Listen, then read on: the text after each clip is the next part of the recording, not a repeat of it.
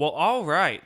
Pretty crazy signing. So I was out getting ice cream with my fiance, and then seemingly all hell broke loose. So it serves me, for a week of free agency, leaving the house, I suppose. But yeah, the Kansas City Chiefs, a really interesting signing here, going out and getting.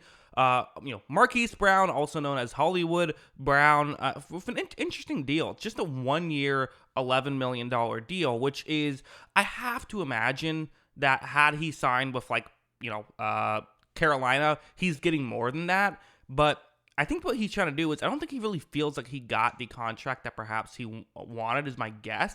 And he's kind of saying, let me just take a 1 year prove it deal. Like, the thing about Marquise Brown is he's someone who, like, listen, I think we can sit here and say that, like, in some ways, the obvious thing about him is he's multiple times been overvalued. The Ravens drafted him in the first round, and he hasn't quite lived up to that hype.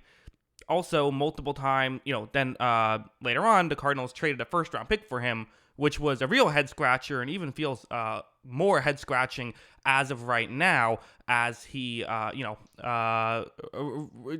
obviously only stayed there for 2 years. So that's another weird thing.